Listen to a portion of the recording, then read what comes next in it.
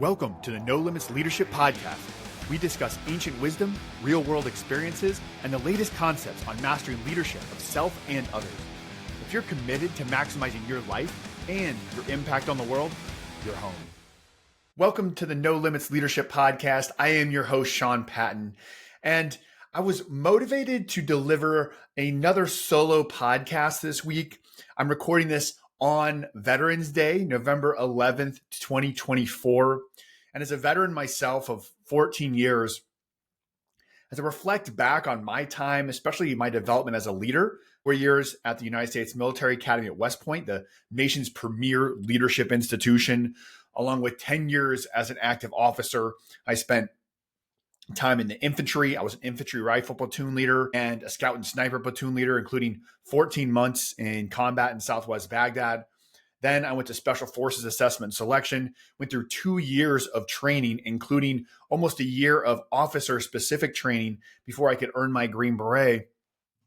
And then after that, I was lucky enough to command 2 different Special Forces detachments or Special Forces A-teams, including eight months in combat in Eastern Afghanistan, along with other deployments to the Middle East to train with our partnered Special Operations Forces and some other places.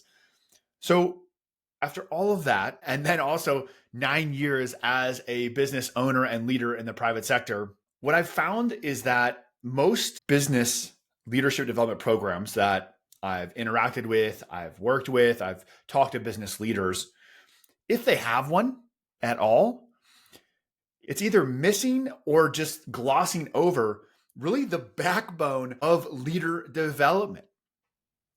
And it's character development. Character development is leader development. Leadership and becoming a leader is becoming a person that others want to follow. So being a leader of character, someone that others see as having integrity, is what causes them to actually trust you, to want to follow you. There's so many faults in a lot of business leadership development programs. So let's look at a few, and you let me know, in the comments or reflect back on if you think these apply to maybe the leadership development programs you've been a part of, or maybe you're in charge of in your business. What I've noticed is, one, there's a lot more focus on technical and measurable skills. Businesses prioritize leadership skills that are quantifiable, strategic planning, financial operations, operational efficiency, and they're just easier to measure and directly link to business outcomes, which is why they tend to get the spotlight in these corporate settings. They think that character is, it's less tangible, right? It's harder to measure. It's harder to directly tie. We did character development or integrity training. We talked about values, whatever that is. We're going to talk about some ways to actually incorporate this successfully, but to tie that directly to a number on your financial statement. But while these technical skills are very important, I would argue they're not really leader development. There's a difference between management development, management being how to optimize the efficiency of a system, and leader development, which is how do we lead whole people? How do we get people to think about themselves, their organization, and the world differently to increase their capacity? Leadership is a uniquely human construct to inspire and influence people to do more than they ever thought possible, to develop people to become more, do more, dream more than they ever thought possible. And technical and measurable skills like financial planning and strategic planning and how to do the technical operations or the technical skills required for the specific industry are important, but it's not really leader development. And the problem with this is that leaders that maybe lack overall character, they may achieve some short-term results, but they're going to struggle to maintain employee loyalty, engagement, and retention, because they're not becoming a person that others want to follow, that others look up to, that others respect. And so we're sacrificing short-term gains for long-term risk and downside. We all know how expensive high turnover and lower morale and reputational damage, all which happens when we have leaders that don't demonstrate character. We're negatively impacting long-term success when we only prioritize these short-time technical skills and think that's more important for our leader development program than character development, right?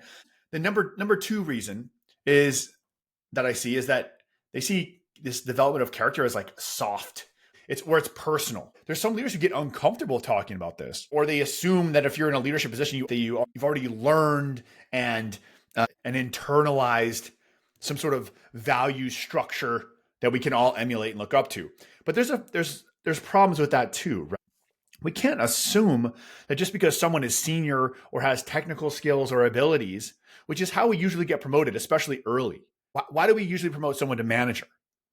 And I don't agree with this. This isn't how we should do it, but how does it usually happen? They're good at their individual job, right? They're a great engineer. They're responsive. They show up on time. They give 100%. They're trainable. They get results. They're a good salesperson. So now they're going to move up to be a manager of other people who do that individual skill. Now, we'll have a whole nother conversation or a podcast episode on what I call the leadership truths. And one of them is that you should train and evaluate people for the role before you put them in it. So we should actually be evaluating people for first line supervisor management skills before we put them in place. And one thing we're looking for before we put people in a leadership role is their character. We can't focus solely on their tactical or functional capacities when we're talking about leadership, because the foundation of leadership, as I will probably say 20 times in this episode, is the foundation of leadership is trust. And so we can't assume that they already have these skills without testing or training them. We would never do that in any area of development. So why are we doing it here? But character is the backbone of effective leadership. And traits like humility and empathy and accountability are directly tied to a leader's ability to guide, motivate, and connect with others. It's important to know that character development is not only essential, but it's a skill, it's a trait that can be cultivated, that can be trained, and needs to be trained. If we sideline character, if we see that as too soft or too personal, and so we're not going to touch it, then we're going to promote leaders that lack empathy and the resilience to manage diverse teams, to navigate challenges, to support mental health, to be disconnected with the people that they're actually in charge of. And this leads to a toxic work environment. This leads to their subordinates believing, right or wrong, that they don't care about them. And when you don't have psychological safety to speak up, you can lead to catastrophic accidents. It can also lead to just a slow undermining of morale, which undermines productivity, which ultimately impacts the bottom line. Because people are the greatest variance that you have in your business. Every business is a human business, and we're limiting our upside if we don't focus on developing these soft personal skills, especially when it comes to character with leaders. The third reason that I see given for the lack of character development in leadership development programs, pressure to achieve short-term goals, right? Especially in high-pressure corporate environments. If you're a publicly traded company, you're living quarter to quarter. If you have private equity that just bought into you, which is, if you get big enough, man, that's a lot of companies. You're being pushed to get results and get results quickly. And that can lead to deprioritizing character development. And they may think of character development as kind of a nice to have rather than an essential to achieving their quarterly or their annual objectives. And so their leadership development programs often cater to these intermediate performance needs. And we sideline values that create long-term sustainable results inside companies. So look, I get it. If you are a PE firm or you're a company that just got bought out or you're publicly traded and your stock price is down and you need results now, I get it. Just know that you're stealing from the future. You're borrowing from your future to pay the bill in the current state. And, if you're getting ready to sell this company in a year or two, you may not care what state the people in the company are at, what the culture is at, what the morale is at. You may not care. That's fine. You're not really the audience for this, though. And I would argue that one of the first things you should look at when buying a company or in acquisitions or evaluating even in a division of your company is the morale and culture of the company.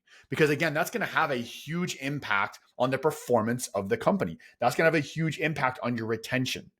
And it's also an indicator of the leaders that you have in place.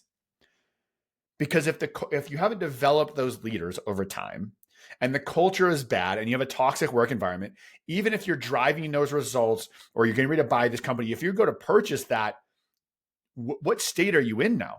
What are you actually buying? Because now what you haven't seen is you're going to have to replace a bunch of people. A bunch of knowledge is going out the door, or you're going to have to change things around. I work with clients who have come in as a CEO in a poor, toxic environment, and it is taking them years to undo all the bad that was done to get the company back on track. And painful turnover, firing of senior executives, severance packages, hiring recruiters to come in. It's estimated that for a salaried manager or middle executive, it's going to cost you 6 to 9 months of their salary to replace them. So see how this stuff actually does impact the bottom line. So sure, if you only care about numbers for the next year, maybe this doesn't matter to you. But if you're looking at your company, or especially if you're looking at yourself as wanting to be a business leader and continue to move up inside companies and make an impact and have it be more than about money, which if you're listening to this podcast, hopefully you are, there's more to this, that leadership should inspire people. People should look forward to work. They should look forward to one-on-ones because they're getting developed. The expectation of the young workforce is that their job is not just a transaction. It's not just time for money. If we treat people like cogs in a machine, they're going to act like cogs in a machine. If you treat them like human beings and invest in them, the return you get is going to be immense. It's going to be multiples higher than if you just treat them like they're another gear inside of your machine. So I guess it depends. But if you actually care about the long-term success and sustainability of your business outcomes, then you should be prioritizing character development. Okay. The fourth is we overlook the impact of character on culture. A lot of companies I work with talk about culture. What kind of culture they want to develop, what are their values, what's the culture they espouse, who do they want to be. Even you create a business plan, or you're a small business leader or an entrepreneur, we think about these things as a strategic leader, as a business owner all the time. What is our culture? Who are we?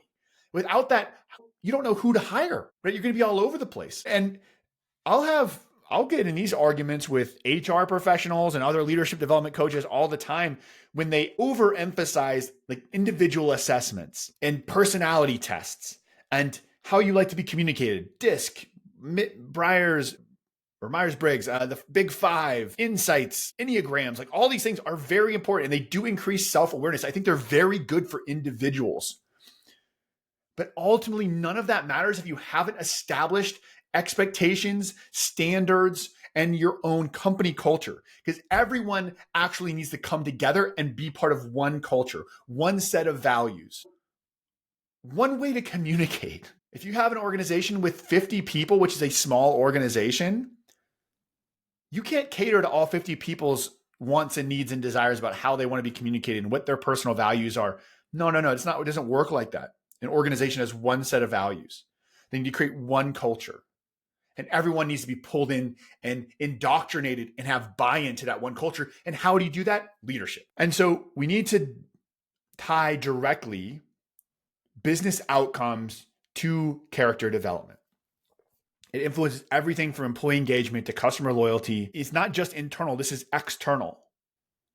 Because if you don't have leaders of character and a culture of integrity and trust internally, you will not have that with your clients and customers. This will come out. You will be that seedy, greedy, untrusting organization that no one's going to work with. And you can't hide that stuff anymore. The information is out there. Reviews and customer surveys and word of mouth spreads like wildfire. We all know that one awful review can have an immediate impact on the bottom line. And so if you want to be seen as a company that has integrity, that is trustworthy, that will do the right thing, that has to be drilled into your company culture. If you ignore character development inside your leader development, it can create a culture where unethical behavior is tolerated and even rewarded. This leads to low employee morale, lack of accountability, and poor collaboration.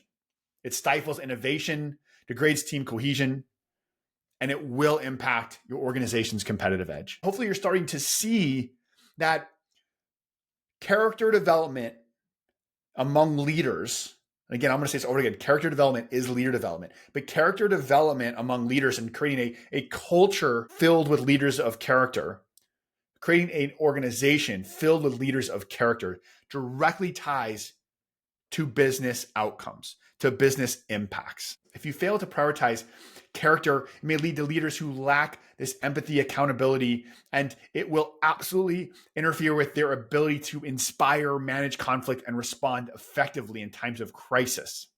And this will create a brittle organization vulnerable to setbacks, crises, and a poor reputation, which will lead to loss in a highly competitive business landscape. We see this all the time with Glassdoor and Google reviews. Your reputation as a company, your culture, how you treat people will be reflected and shown to the outside world. So neglecting character and leadership development not only limits a leader's growth, but also risks creating an organization with weak cultural foundations.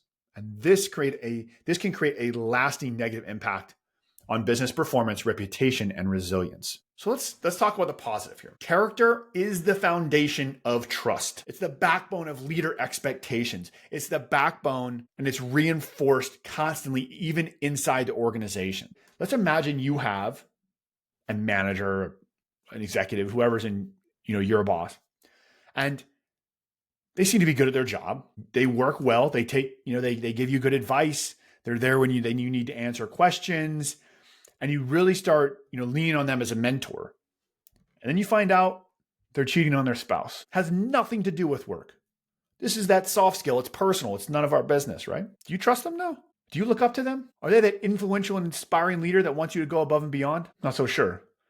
I saw this firsthand. There was a senior sergeant in one of my units. Everyone loved. He's a combat veteran multiple times over. He's great at his job. Technically and tactically proficient. He's funny, great personality. And then we're out at the bars and it's a Saturday night. Some of the other soldiers are there and he's married with kids.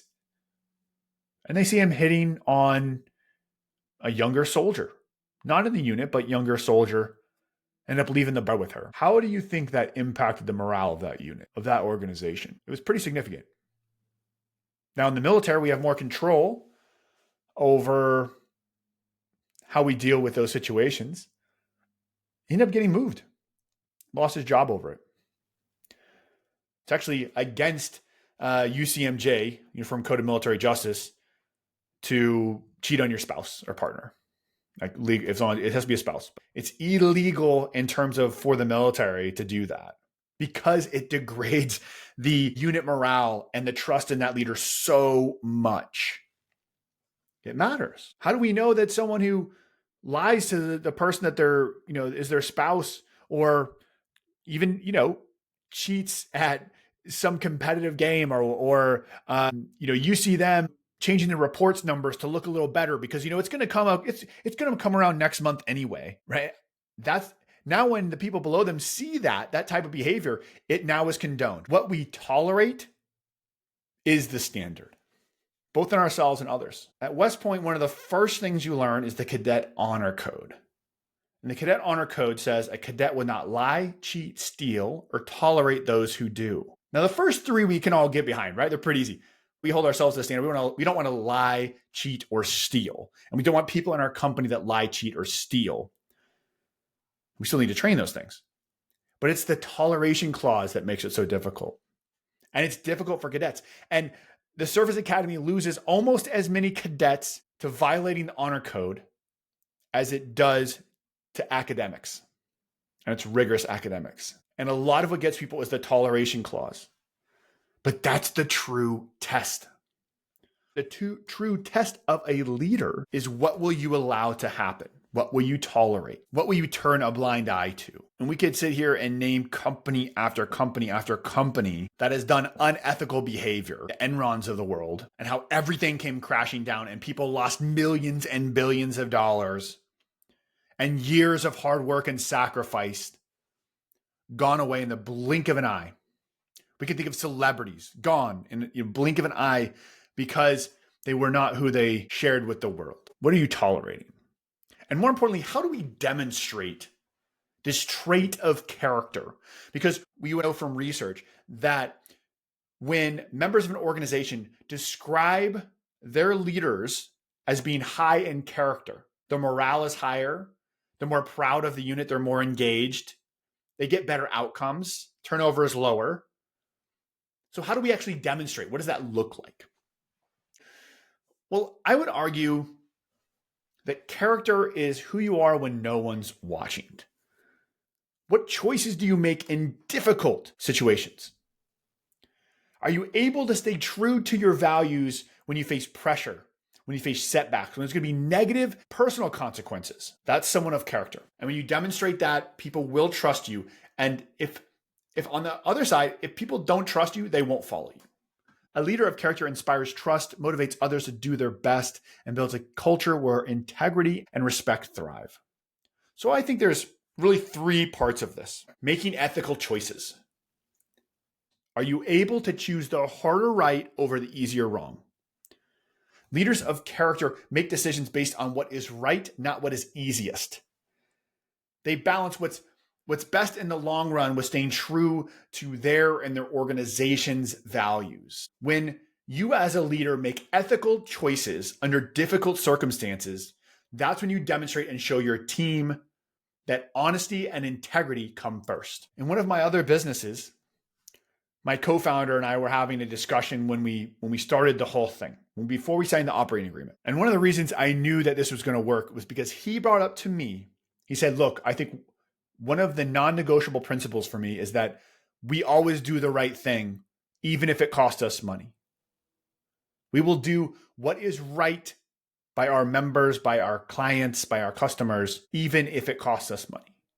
I agreed to it, obviously, but that's how I knew that was a person I wanted to be in business with. And that should be a principle inside your business as well.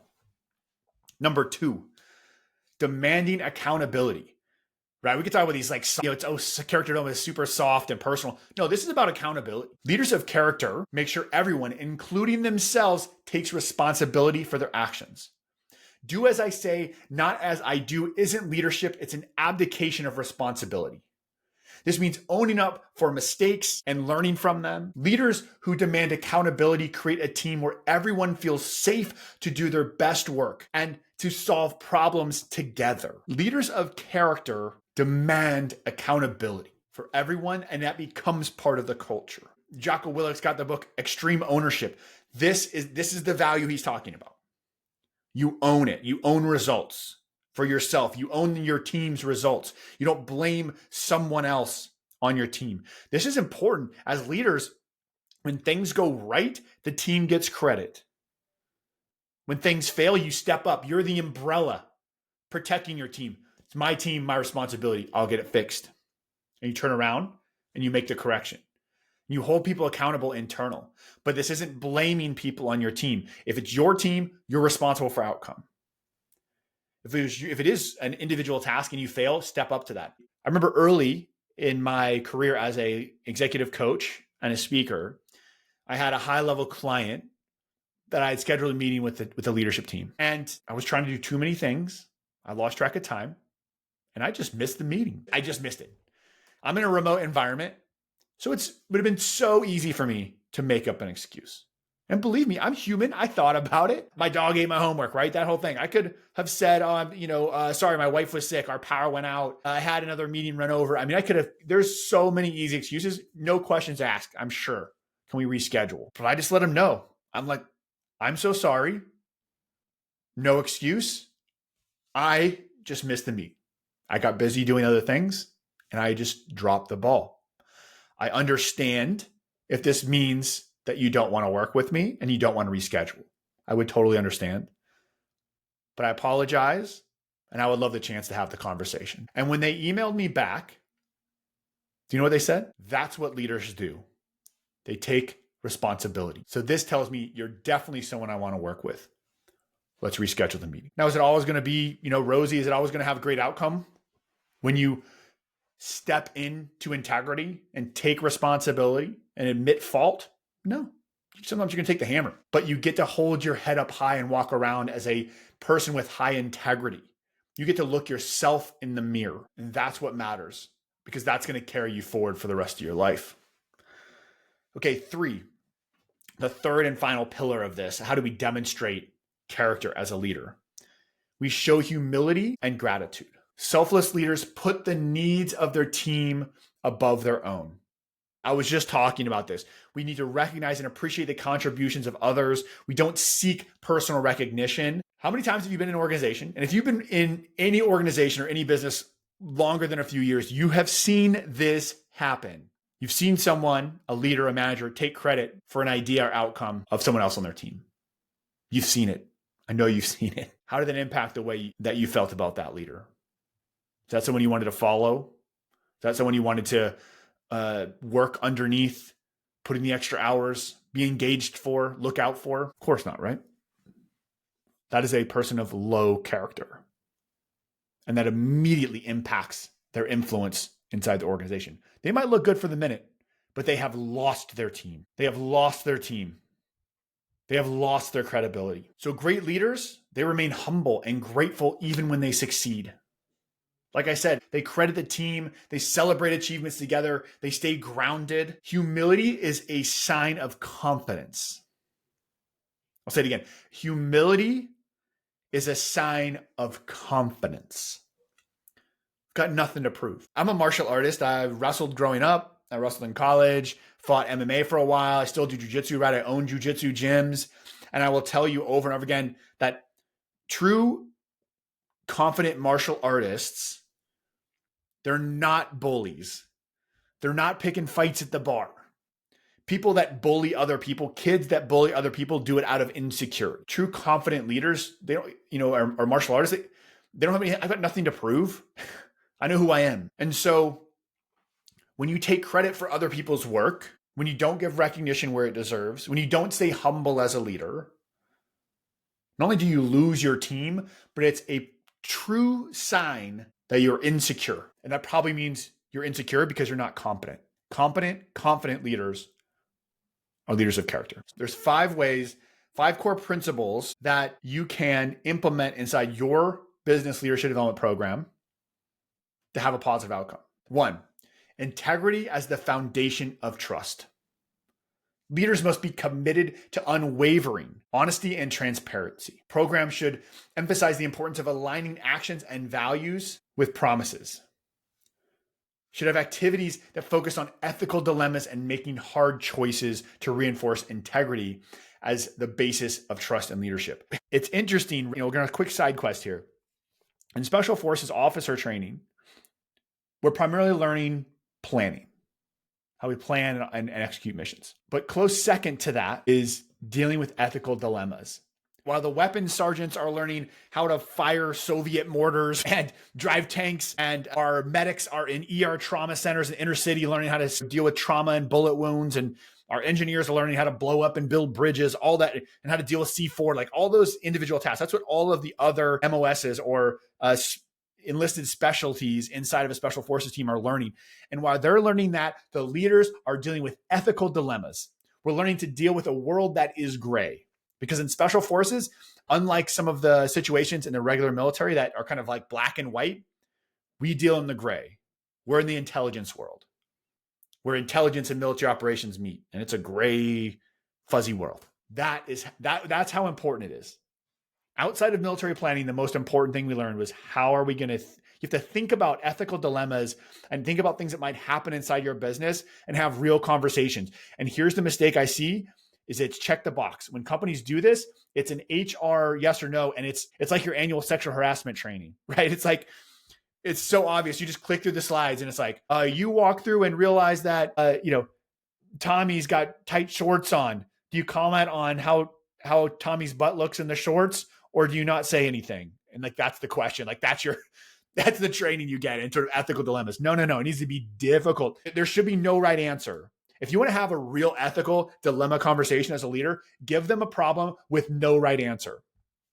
Because that's the world. It's easy when there's, legal or regulations involved, Instead, give them real problems that they have to discuss. And you give them the good ethical dilemma when the room's split.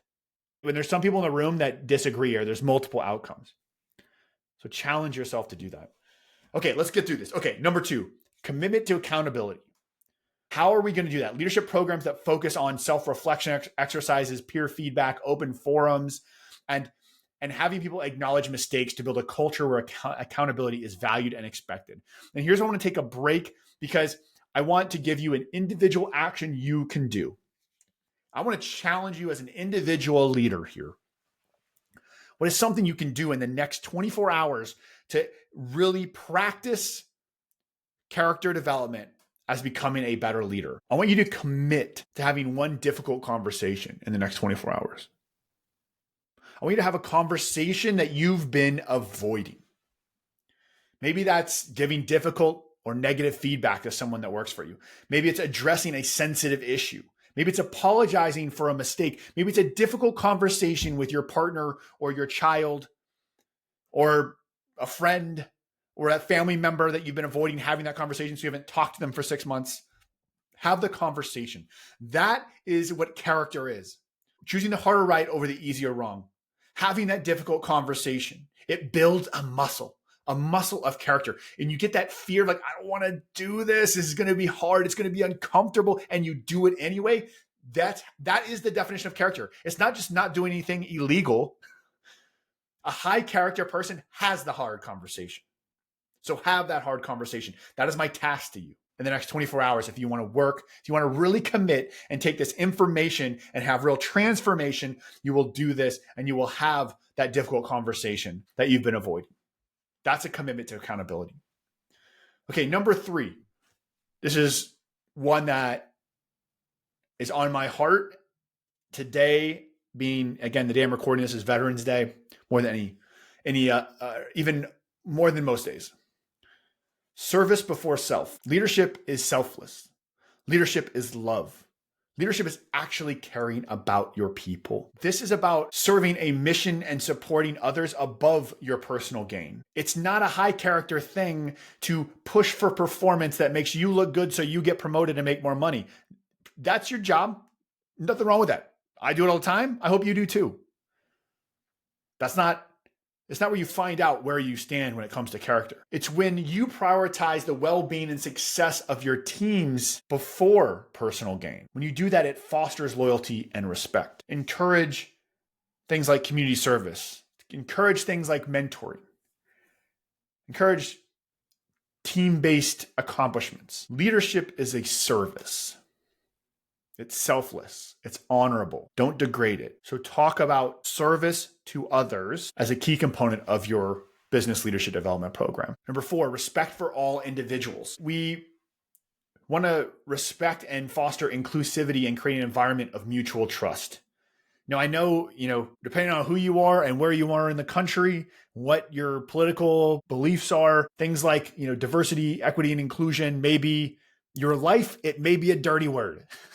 I get it. Okay. I like to think of, instead of DEI training or diversity training, I think about unity training.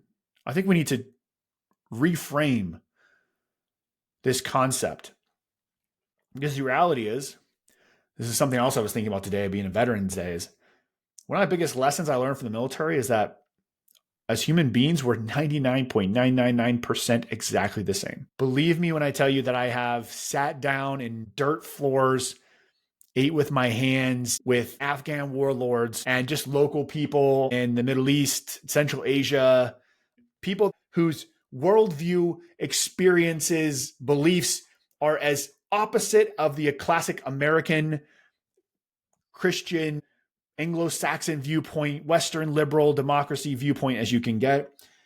And I'll tell you, they're just like us. It's just the same people. We're all the same, right? We all want safety for our family and kids. We want to feel love. We want to have community. We want to have a relationship. We want to have joy. We want to be rewarded for our work. We want to feel valued. I mean, we're just the same. And I think we start there. I think we start respecting all individuals of realizing that we're 99.99% the same, no matter what our color of our skin or sexual orientation or gender or where socioeconomic background or whatever else it might be, position in the company. Respect all individuals as human beings first, and then celebrate the power of diversity, of different experiences, of different beliefs, and do it from a place of open-mindedness. I think that one of the key principles of successful leadership and just being a good human being is epistemic humility, which epistemic humility just means recognizing the fact that as a human being, you are operating with a limited data set. You're not God. You're not omnipotent. You're a human being, which means even your beliefs about God, you have to admit could or could not be right. We're all making our best guess here. We're all just flawed humans with a limited data set. Let's have open conversations. If someone has a different belief than me, that's a much more interesting conversation for me to have. And in business, a different perspective and a different viewpoint, a different background is powerful to avoid groupthink. Man, this is a bit of a side quest again. Respecting all individuals, it's really focused on a commonality of we're all human beings, and then excitement around diversity, around how we are different and how we see things differently, and the power in different perspectives to attack a problem, and respecting and celebrating those differences. And number five, the final one is commitment to continuous self-improvement. A leader of character, a humble leader, is committed to always becoming a better version of themselves. That is part of character, that we know we're flawed human beings, but we want to do better. We want to learn by doing all the things I just mentioned. Open, honest conversations, accepting accountability, learning from mistakes, choosing the harder right over the easier wrong. Like all of these things that we talked about in this episode, a commitment to those things is a commitment to admitting that you are flawed and that you want to get better, and that is part of leadership. We should expect higher character from our CEO than our first line manager. And oftentimes we don't. Oftentimes, right, we've seen people in power acting in ways that we would never want our friends or our immediate supervisors, what we expect them to act. How sad is that? How sad is that? That the people that at the top of power hierarchies, we hold them to a lower standard than we would hold for our general manager? Character development is leader development. I challenge you to look at yourself first, your organization second, and see how can we bring character development into our regular operations, our regular training, our regular development, because it will pay off in spades. And it is part of becoming the best possible version of you. The path to becoming a leader is the path to becoming the best possible version of you. But becoming a leader, someone that others want to follow, that are inspired by, requires trust. Character, becoming a leader of character, being a leader of character creates and builds trust. And trust is the backbone of all leadership. That's it for our episode today. I hope you enjoyed this solo episode. I know I enjoyed doing it. All I ask is that if you're finding value in this, share it with one person. Share it with a friend. Share it with someone at work. Just share No Limits Leadership with somebody else that you think is striving to be the best possible version of themselves. All right? Unlock leadership. Unleash potential.